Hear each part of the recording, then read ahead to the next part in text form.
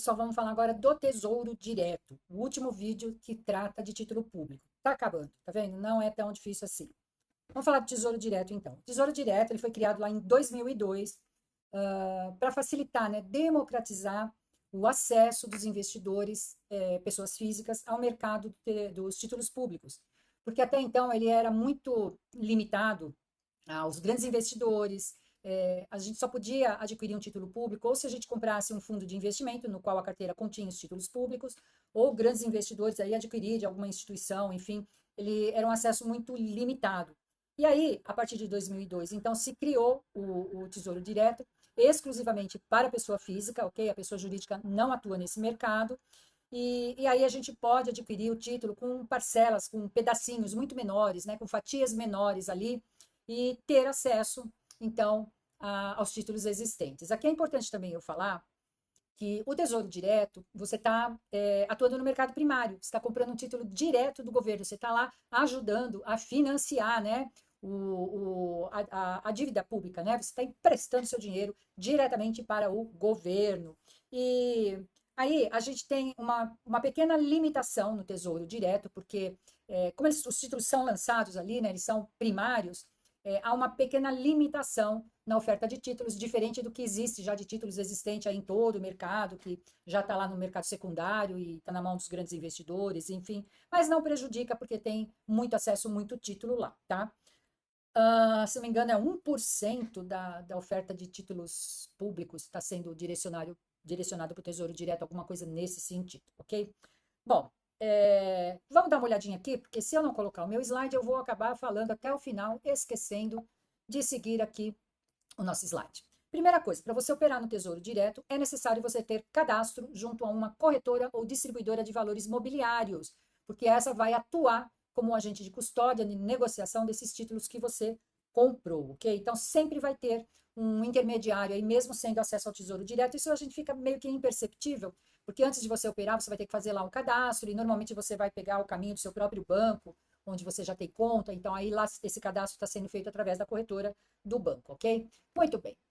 Os títulos são fracionados, então, no Tesouro Direto, e o investidor pode adquirir 0,01 centésimo do título, ou um mínimo de R$ 30, né? Então, é muito, assim, acessível para qualquer pessoa, pode começar a montar a sua carteira de títulos no Tesouro Direto, ok? A liquidez é diária, né? Você pode comprar e vender no momento que você achar interessante. Tem alguns horários, então, quando você vende um título até às 13 horas, você consegue ter o crédito no mesmo dia, senão fica para o dia seguinte. Enfim, está se estudando, pelo que eu ouvi falar aí, que vai ampliar esses horários, quem sabe, mas até agora não se tem nada a respeito, então, por enquanto, funciona dessa forma. Tem um limite de aplicação por mês, então você não pode comprar mais do que R$ 2 milhões no mês de títulos públicos, mas você pode vender mais do que dois, tá? Se você já tiver uma carteira grande, você pode fazer a oferta toda de uma vez dentro do mês, não tem limite. Muito bem. A B3 ela cobra 0,20% ao ano sobre o valor dos títulos, que é cobrada semestralmente, e a B3 faz essa cobrança porque é exatamente para fazer a custódia dos títulos. Então, se você lembrar das clearing houses, aqui é um ponto muito importante que eu chamo a atenção de vocês, que a gente sempre falou que tudo que é governo está lá na Selic, né? Tudo que é título público, que tá na Selic. Na realidade, o Tesouro Direto, quando você adquire títulos, eles ficam custodiados na Câmara Clearing da B3, tá? E não da Selic. Anota, por favor, ok? Isso é importante. A única coisa, a única exceção de governo que está nos títulos públicos, no Tesouro Direto, ok? Fica tudo custodiado na B3, a B3 cobra essa taxa de custódia aí, e tem algumas isenções, então tem isenção para LTN, que a B3 isenta, se opera, não é LTN não, é a LFT. Ela tem uma isenção, se você operar até R$ 10 mil, não cobra a custódia, né? Cobra só o excedente, na verdade. Então, até 10 mil numa LFT, você tem isenção. Se passar, você vai pagar a custódia sobre o valor do excedente, ok? O que mais? A taxa de negociação e custódia é uma taxa que ela é devida, ela é legalizada, essa cobrança é legalizada para as instituições financeiras corretoras, né, cobrarem essa taxa de negociação e custódia. Muitas das vezes, como essa taxa ela pesa a concorrência, né, as instituições acabam isentando.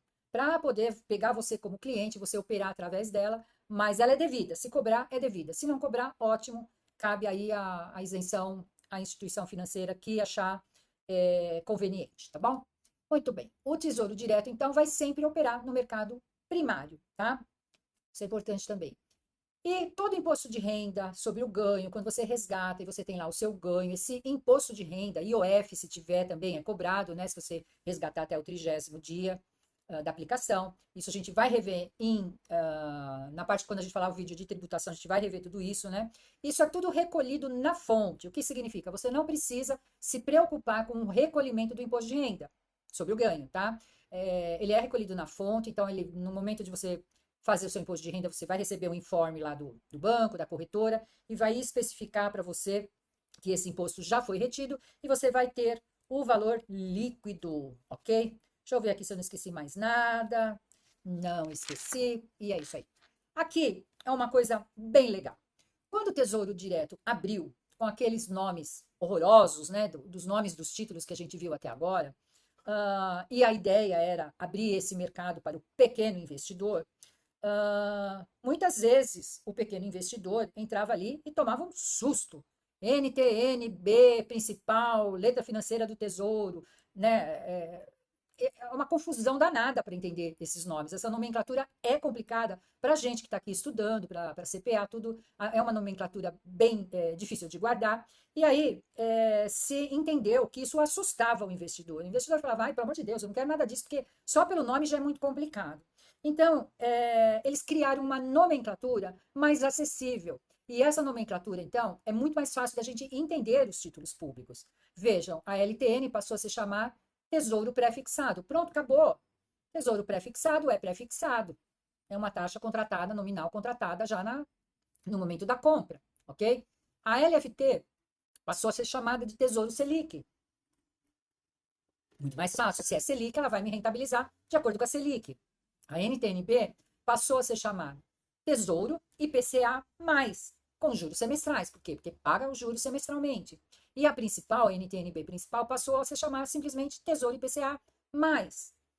A NTNF passou a ser chamado Tesouro Pré-fixado com juros semestrais. Pronto, simplificou tudo, belezinha, é muito mais fácil, né?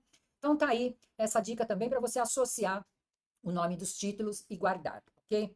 Muito bem. Aí a gente tem alguns títulos que foram lançados com certos objetivos para o investidor no Tesouro Direto. O primeiro deles é o Tesouro Renda Mais. Então, a ideia desse título é que o investidor possa criar uma renda futura, como se fosse uma aposentadoria.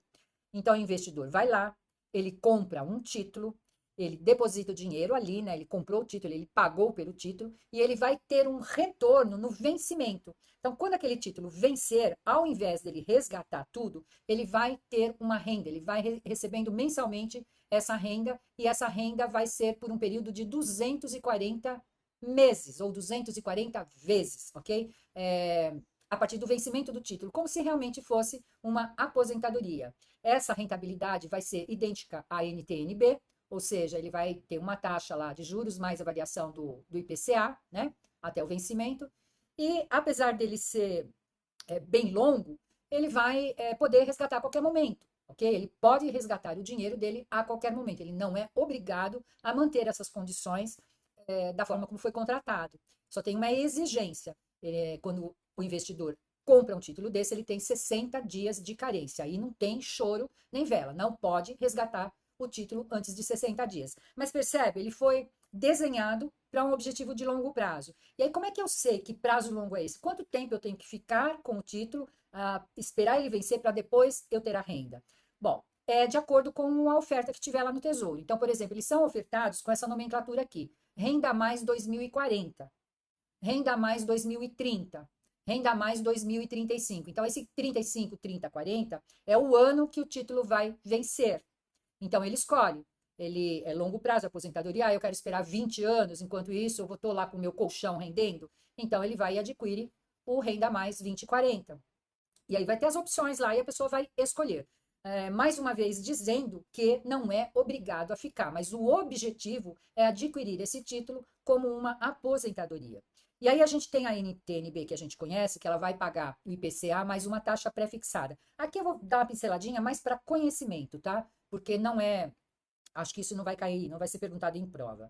Mas enquanto a NTN-B, que a gente conhece, ela tem lá uns juros de 6%, essa parte de taxa da NTN Tesouro Mais, ela é negociável. Então, no momento que você está adquirindo o título, ele vai te informar qual é a taxa que ele vai pagar.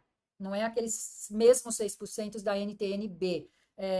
Quando a operação é contratada, você vai tomar conhecimento dessa taxa. Uma vez que você contratou, aí sim essa taxa vai ser fixa até o final. Mas diariamente ela pode mudar ali e a oferta ser diferente. Contratou, acabou, morreu, vai ser aquilo até o final, ok? Muito bem. Na prática, você vai olhar lá, você vai ver qual é a melhor opção de mercado e vai contratar e tudo bem.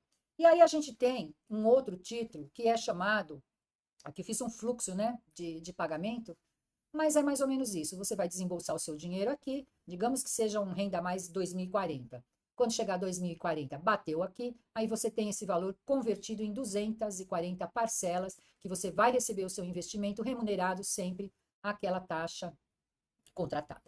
E aí a gente tem o Tesouro Educa Mais, igualzinho, igualzinho, igualzinho, igualzinho, ok? A única diferença é que o objetivo do Tesouro Educa Mais é para fins educacionais. Então, uma pessoa quer contratar, fazer um colchão ali para o filho que vai fazer a faculdade daqui a 10 anos, daqui a 20 anos, daqui a 15 anos, da mesma forma ele vai encontrar essas opções, essas ofertas lá, ele vai contratar, o fluxo é o mesmo, a diferença fundamental é que esse período de devolução é mais curto, porque normalmente uma faculdade são 5 anos, então é isso que vai ser pago no retorno. Mas o resto é igual, exatamente igual. O valor, então, ele é definido lá no momento da compra, você escolhe o seu renda Tesouro Educa Mais de 2025, 2025 já passou, né? 2035, 2045, que seja, você vai encontrar a oferta lá e vai adquirir de acordo com o que você quiser.